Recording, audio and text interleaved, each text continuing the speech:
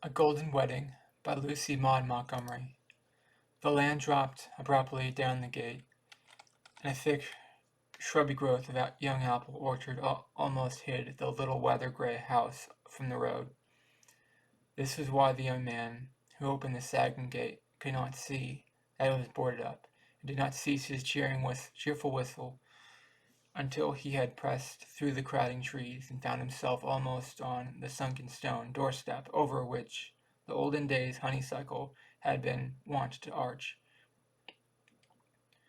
Now only a few straggly, uncared-for vines clung forlornly to the shingles, and the windows were, as has been said, all boarded up.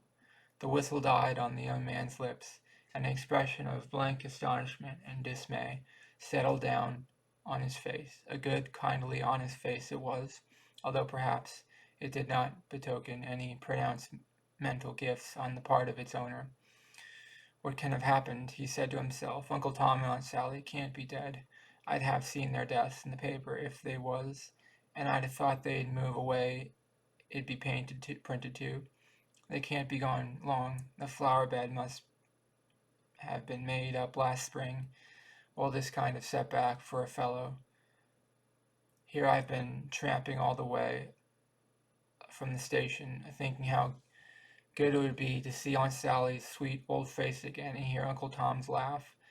All I find is a boarded-up house going to seed. Suppose I might as well toddle over to Stetson's and inquire if they haven't disappeared too.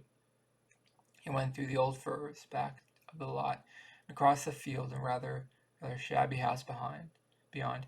A cheery-faced woman answered his knock and looked at him in a puzzled fashion. "Have you forgot me, Mrs. Stetson? Don't you remember Lovell Stevens and how you used to give him plum tarts and he'd bring you your turkeys home?" Mrs. Stetson caught both his hands in a hearty clasp. "I guess I haven't forgotten," she declared. Well, and you're Lovell. I think I ought to know your face, though you've changed a lot. 15 years have made a big difference in you. Come right in, Pa. This is Lovell. You mind Lovell? The boy Aunt Sally and Uncle Tom had for years. Reckon I do, drawled Jonah Stetson with a friendly grin. Ain't likely to forget some of the capers you used to be cutting up. You've filled out considerable. Where have you been for the last 10 years? Aunt Sally fretted a lot over you, thinking you was dead or gone to the bad. Lovell's face clouded. I know I ought to have written, he said repentantly, but you know I'm a terrible poor scholar, and I'd do most anything than try to write a letter. But where's Uncle Tom and Aunt Sally gone? Surely they ain't dead. No, said Jonah Stetson slowly. No, but I guess they'd rather be. They're in the poorhouse. The poorhouse, Aunt Sally, in the poorhouse, exclaimed Lovell. Yes, and it's a burning shame, declared Mrs. Stetson, Aunt Sally just breaking her heart from the disgrace of it. But it didn't seem as if it could be helped. Uncle Tom got so crippled with rheumatism he couldn't work, and Aunt Sally was too frail to do anything. They hadn't any relations, and there was a mortgage on the house. There wasn't any when I went away. No, they had to borrow money 6 years ago when Uncle Tom had his first spell of rheumatic fever. This spring it was clear that there was nothing for them but the poorhouse. They went 3 months ago, and terrible hard they took it, especially Aunt Sally. I felt awful about it myself. Jonah and I would have took them if we could, but we just couldn't, and nothing but Jonah's wages, and we have 8 children and not a bit of spare room. I go over to see Aunt Sally as often as I can, and take her some little thing. I don't know, she's wouldn't rather not see anybody than see them in the poorhouse. Lovell weighed his hat and his hand and frowned over it reflectively. Who owns the house now? Peter Townley. He held the mortgage, and all the old furniture was sold too. And that most killed Aunt Sally, but you know what she's fretted over most of all. She and Uncle Tom will have been married 50 years in a fortnight's time, and Aunt Sally thinks it's awful to have to spend their golden wedding anniversary in the poorhouse. She talks about it all the time. You're not going, Lovell. For Lovell had risen. You must stop with us, since your old home is closed up. We'll scare you up a shakedown to sleep, and you're welcome as welcome. I haven't forgot the time you caught Mary Ellen just as she was tumbling into the well. "Thank you, I'll stay to tea," said Lovell, sitting down again, "but I guess I'll make my headquarters up at the station hotel as long as I stay around here. It's kind of more central. Got on pretty well out west, hey?" queried Jonah. "Pretty well for a fellow who's had nothing but his 2 hands to depend on when he went out," said Lovell cautiously. "I've only been a laboring man, of course, but I've saved enough to start a little store when I go back. That's why I came east for a trip now, before I've be tied down to business. I was hankering to see Aunt Sally and Uncle Tom once more. I'll never forget how kind and good they was to me. There I was when Dad died, a little sinner of 11, just heading for destruction. They give me a home and all the schooling I ever had, and all the love I ever got. It was Aunt Sally's teachings that made as much a man of me as I am. I never forgot him, and I tried to live up to him." After tea, Lovell said he thought he'd stroll up the road and pay Peter Townley a call. Jonah Stetson and his wife looked at each other when he had gone. "Got something in his eye," nodded Jonah. "Him and Peter weren't never much friends. Maybe Aunt Sally's Brad is coming back to her after all," said his wife. "People used to be hard on Lovell, but I always liked him, and I'm real glad he's turned out so well." Lovell came back to Stetson's next evening. In the interval he had seen Aunt Sally and Uncle Tom. The meeting had been both glad and sad. Lovell had also seen other people.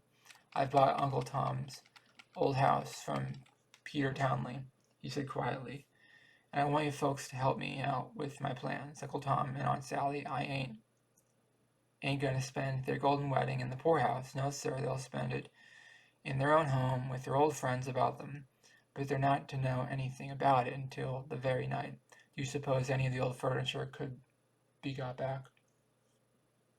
"I believe every stick of it could," said Mrs. Stetson excitedly. "Most of it was brought by folks living handy. I don't believe one of them would refuse to sell it back. Uncle Tom's old chair is here to begin with. Aunt Sally give me that herself. She said she couldn't bear to have it sold. Mrs. Isaac Appleby at the station got the set of pink sprayed china, and James Parker brought the grandfather's clock and whatnot is at the Stanton's graves. For the next fortnight, Lovell and Mrs. Stetson did so much traveling around together that Jonah said genially, "You might as well be a bachelor as far as meals and buttons went." They visited every house where a bit of Aunt Sally's belongings could be found. Very successful they were, too. At the end of their jaunting, the interior of the little house behind the apple trees looked very much as it looked when Aunt Sally and Uncle Tom lived there. Meanwhile, Mrs. Stetson had been revolving a design in her mind, and one afternoon she did some canvassing on her own account. Next time she saw Lovell, she said, "We ain't going to let you do it all. The women folks around here are going to furnish the refreshments for the golden wedding, and the girls are going to decorate the house with goldenrod." The evening of the wedding anniversary came. Everybody in Blair was in the plot, including the matron of the poorhouse. That night Aunt Sally watched the sunset over the hills through the bitter tears. "I never thought I'd be celebrating my golden wedding in the poorhouse," she sobbed. Uncle Tom put his twisted hand on her shaking old shoulder, but before he could utter any words of comfort, Lovell Stevens stood before them. "Just get your bonnet on, Aunt Sally," he cried jovially, "and both of you come along with me. I've got a buggy here for you, and you might as well say goodbye to this place, for you're not coming back to it any more." "Lovell, oh, what do you mean?" said Aunt Sally tremulously. "I'll explain what I mean as we drive along. Hurry up, the folks are waiting." When they reached the old little house, it was all aglow that night. Aunt Sally gave a cry as she entered it. All her old household goods were back in their places. There were some new ones too, for Lovell had supplied all that was lacking. The house was full of their old friends and neighbors. Mrs. Stetson welcomed them home again. "Oh, Tom," whispered Aunt Sally, tears of happiness streaming down her old face. "Oh, Tom, isn't God good?" They had a right royal celebration and supper, such as the Blair housewives could produce. There were speeches and songs and tales. Lovell kept himself in the background. He helped Mrs. Stetson cut cake in the pantry all the evening. When the guests had gone, he went to Aunt Sally and Uncle Tom, who were sitting by the fire. "Here's a little golden wedding present for you," he said awkwardly, putting a purse into Aunt Sally's hand. "I reckon there's enough here to keep you from ever having to go to the poorhouse again, and if not, there'll be more where that comes from when it's done." There were 25 bright $25 gold pieces in the purse. "We can't take it, Lovell," protested Aunt Sally. "You can't afford it." "Don't you worry about that," laughed Lovell. "Our West men don't think much of a little wad like that. I owe you far more than it can be paid in cash. Aunt Sally, you must take it." "I want to know there's a little home here for me and two kind hearts in it, no matter where I roam." "God bless you, Lovell," said Uncle Tom huskily. "You don't know what you've done for Sally and me." That night, when Lovell went to the little bedroom off the parlor for Aunt Sally, rejoicing in the fact that she was again the mistress of a spare room, would not hear of his going to the station hotel, she gazed at his reflection in the gilt-framed mirror soberly.